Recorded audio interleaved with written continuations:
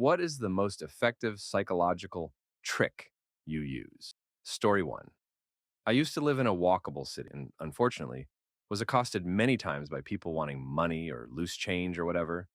Before I learned this trick, I must have given out hundreds of dollars to these unfortunate people. I didn't know how to say no. I was in college and was basically given away half of my minimum wage paychecks.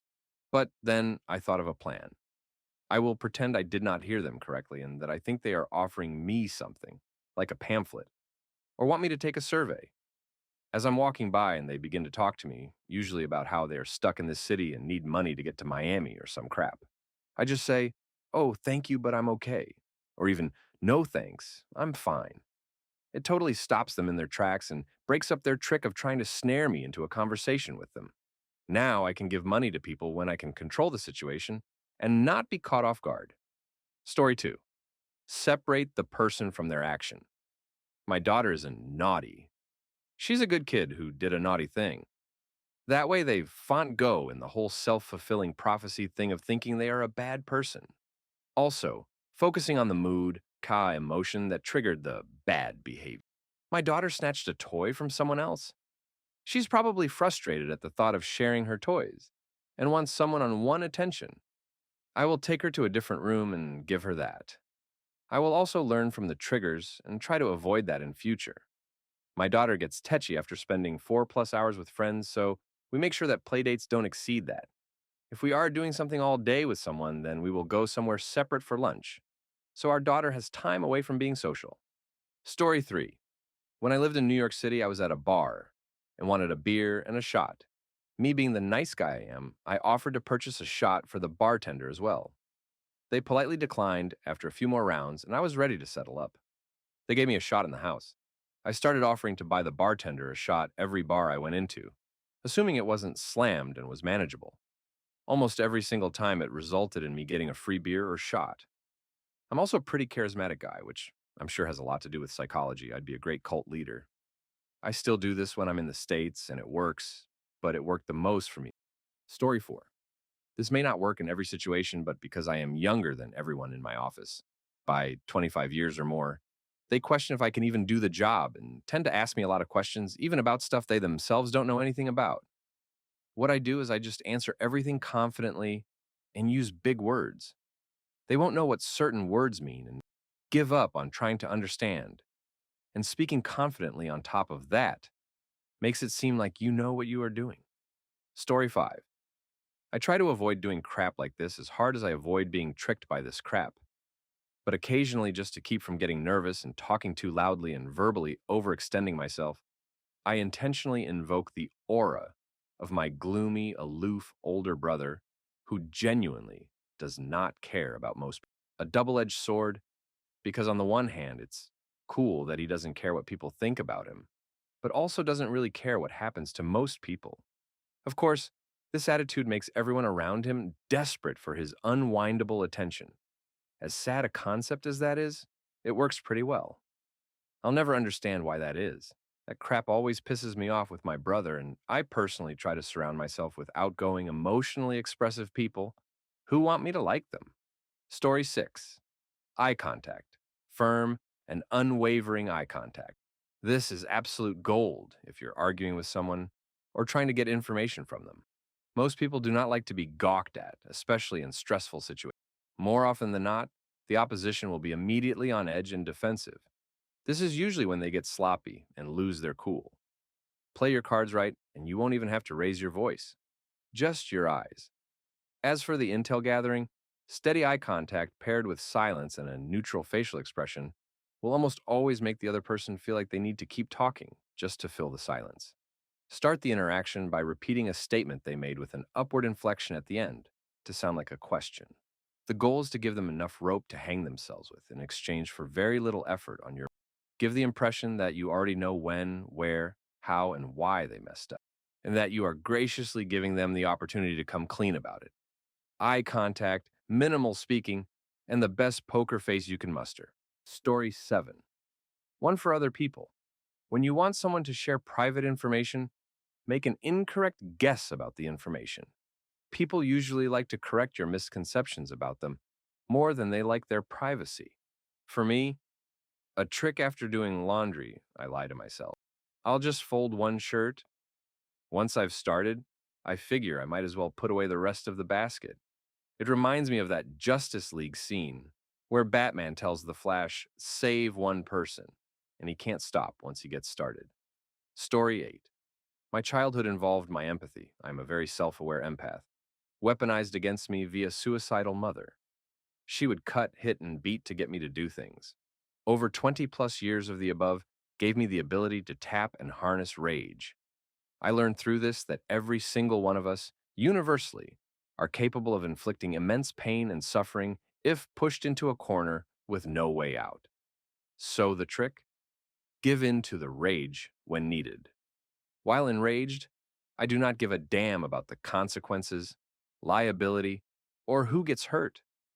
I become a tool incapable of being stopped unless you end me. I regularly practice this mindset when powerlifting, motorcycle racing, when I had PTSD, needed to push out of it somehow, and learned other people can sense and feel it. I have yet to meet anyone that is stupid enough to meet me headstrong if I'm in this state. They've all realized it's not worth fighting someone with this much conviction, where I'm okay with self-harm or death to achieve my goals. The best part is, I don't need to say anything. You can see and sense the understanding. It's primal. I am normally a very nice, smiley guy with a dog. Everyone loves, however. That's how others have described me to my wife. Story 9. One day we were out doing a family hike and our youngest wasn't wanting to do it. 10 minutes into the hike, she was complaining and sitting to take breaks. I asked her to come up and walk by me and showed the pace drastically. I started to explain the role of the lead position on the hike and that we were responsible for seeing the pace and making sure everyone was okay. After a couple of minutes, I asked her if she wanted to try. She did. She took over leading and was at a pace faster than the one we started with.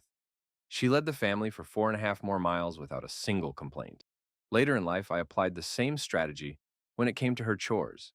She hated that she had to clean up the common bathroom her and her siblings shared. By reframing the chore from, it's your job to clean the bathroom, to, it's your responsibility to make sure the bathroom stays clean, she embraced the responsibility. She would remind her siblings to get their stuff off the floor, and she stopped feeling like she was the maid. Story 10. It's a trick I use on myself. Sounds stupid ASF, but I often force myself to smile.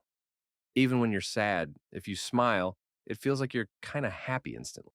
So if I have a bad day at work, I just force a smile, and it actually makes it easier to work on my tasks. Also, the people around me seem to change just from my happy aura. I'm also suffering from depression and OFC. It's not like my depression is cured just with a forced smile, but it actually helps. Story 11. I don't know if it's a psychological trick, but in work, I own up to any mistake I make as soon as I find it, explain how it may have happened, and try to figure out how to stop it happening in the future. I also take responsibility for anything that goes wrong due to people who I'm responsible for. I don't know if this is why the boss treats any of my incompetencies leniently while coming down like a ton of bricks when other department heads say something has been screwed up.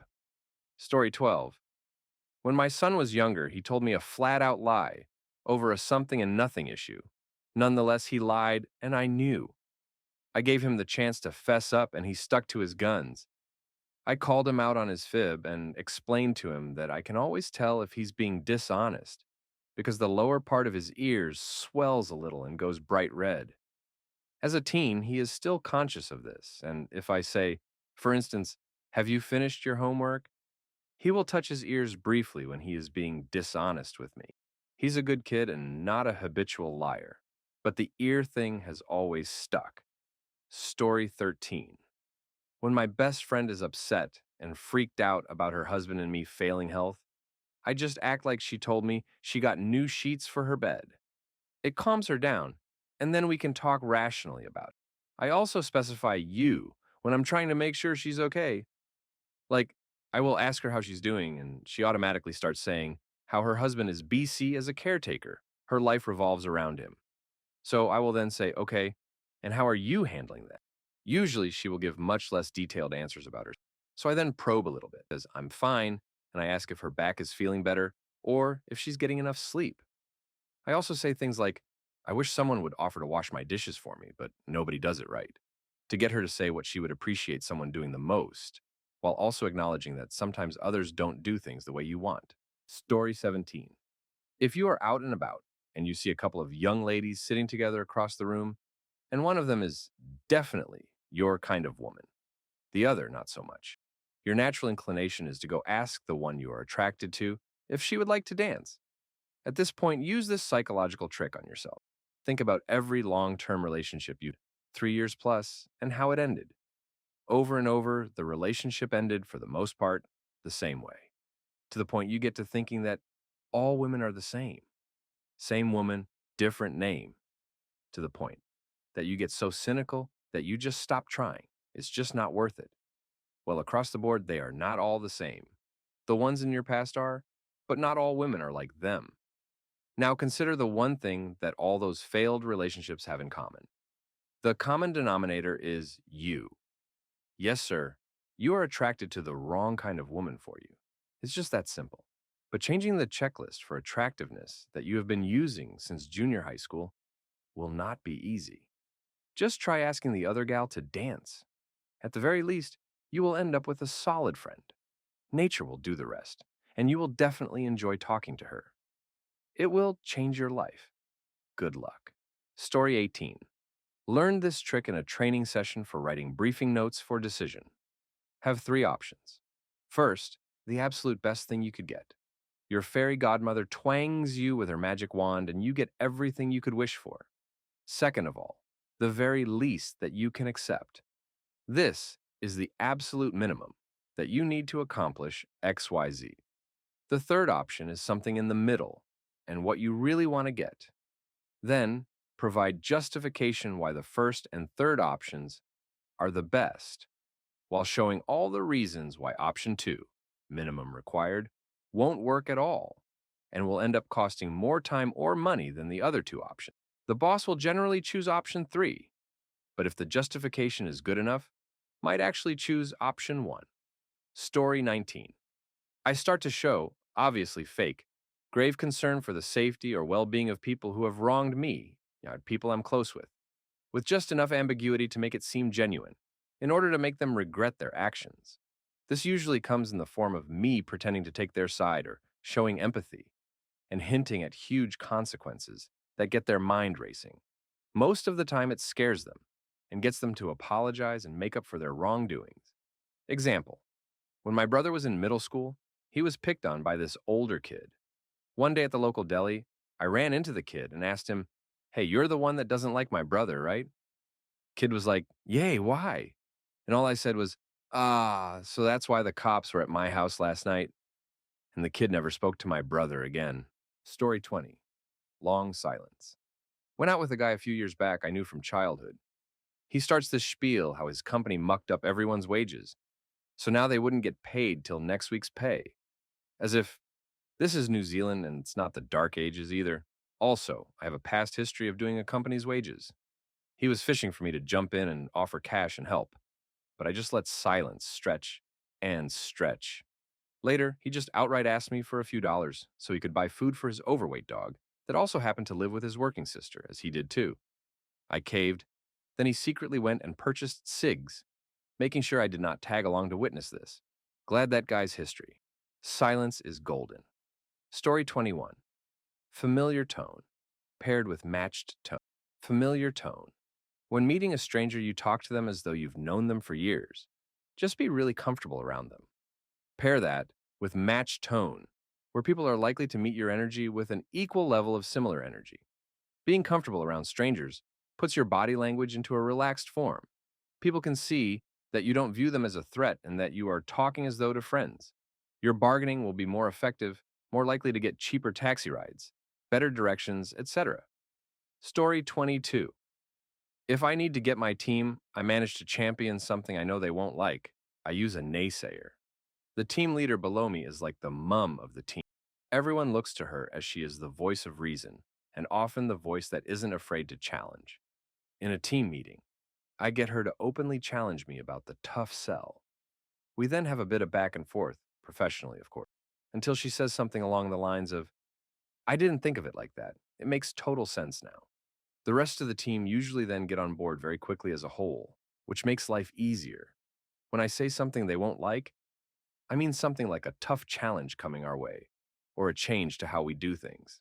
Story 23. I had a neighbor from hell living next door for 14 years who really hated me. He harassed me constantly, threatened to beat me up and shoot me, told other neighbors he had ended a couple of my cats, constant complaints to housing, police department, mayor's office about me. He thought I was a witch, so I played into it. I did a Google search for how do witches get rid of bad neighbors? I found something called hot foot powder, which is made with a combination of things, including red chili powder, cayenne pepper, etc. I sprinkled that on his driveway a couple times. I'll tell you what, that red pepper shows up really nicely on white stones of a driveway they moved 2 years ago. Story 24.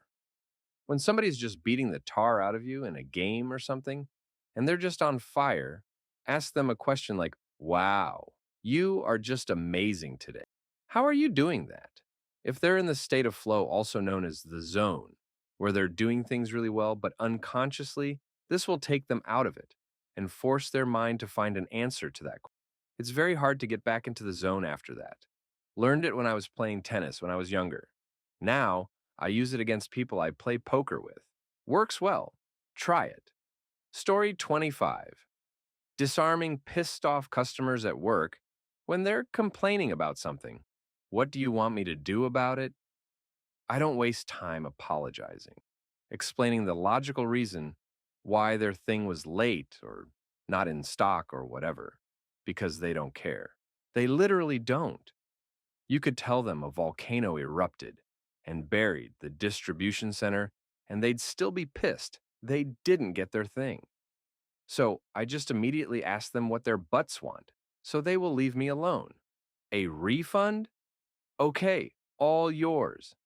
Goodbye. The lack of argument or further discussion throws so many of them for a loop. They just want to be mad and yell and argue, and I cut them off at the pass, cheery the whole time. Story 26. The most important thing is at the end. In your common speech, replace the word but with the word and then rewrite the sentence. Don't use the following words as filler words. Just maybe, perhaps, if, kinda, huh? You see, when making small talk, try mirroring and be mindful of your statement to question ratio. Ask more open ended questions, avoiding yes no questions. Most importantly, practice smiling. Practice smiling as big as you can, as long as you can, when you are alone. Use your forehead, eyes, chin, neck, chest, and shoulders to help you smile. A large mirror is very useful for this. Smiling so big and so long hurts your face. It is like doing push ups for your face. It will help you look younger, more confident, and has been shown to stimulate production of hormones which stabilize moods and elevate your thinking. After some time, you will find your face relaxing into a smile, and people around will begin to treat you differently. Story 14. I don't know if it's a psychology trick necessarily, but I logicked myself out of anxiety in college. I felt myself getting anxious about tests a lot after finishing them, being worried about my grades. So at some point, I just told myself it's already done, and worrying about it when you can't change it does nothing but make you feel worse. Worked for me, and over time, it became second nature.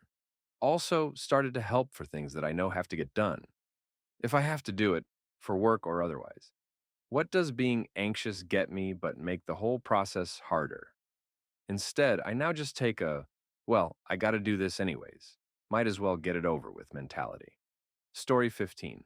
Playing normal while looking and being respectable. It is absolutely essential for many things.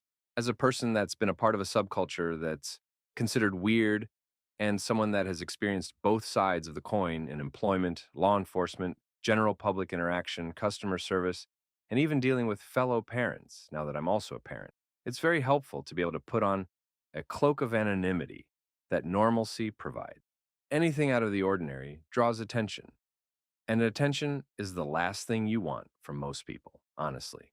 At the simplest level, it's not worth the time investment. It can also get you pulled over, searched, and more. just because you look suspicious. I hate to say it because my beliefs and values are of utmost importance to me. I cannot stand up for them or work from inside the machine if I'm being arrested, not even hired, offered promotions, not given decent opportunities in general if people avoid me BC of how I look. Or even worse, if it means that my child won't get to play with someone BC I'm off putting.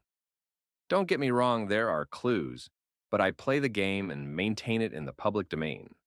In my personal life, I do my thing, but with caution. Story 16. When my internal demons start to whisper to me that I'm worthless, useless, no one loves me, or I'm not needed, I hug myself. Then I start talking to my little me and tell her that she is doing awesome. I tell her that she has a wonderful husband and 2 kids that are the world to them, that she is good, that her family needs her and loves her, that she grew up good, that she is doing good and well. She is a good person, a kind person, a grateful person, and I cry, yes. But it calms me down. Story 27. Staying silent and just staring right back at someone after they've said something I disagree with. I then pause for a second, raise my eyebrows slightly, then continue to pause. At that point, my opinion has been heard, and the speechlessness gets assumed as what you have said is beyond words wrong, stupid, terrible, and what follows is a long diatribe of someone trying to excuse the inexcusable. The reality is, what you think or even what I say doesn't matter here. What really matters is the person who has said what they have. But if they have any doubts at their words or any fears that they could be wrong, that silence will bring it out. And what we see here is not someone trying to stand up for themselves again, but someone trying to stand up for themselves against themselves. Story 28. If people are wanking on trying to sound intelligent and one up each other, and one of them, main protagonist usually, invariably ends up trying to put me on the spot by asking what I think, I'll get up as if to go and do something else. And as I'm doing so, casually turn back and reply with a vague statement that sounds like a metaphor. Ah, yes. When I was younger, I'd often walk to the lake and skip stones across the water. Sometimes the stone that looked like the perfect skimmer would sink without a skip, while the lumpy rock seemed to skip forever, defying all logic. Or some crap, I just made that one up, and smile knowingly before continuing to go do whatever it was I was doing. Get a drink, grab some food. It means screw all, but nobody wants to admit they don't understand, so they just stop.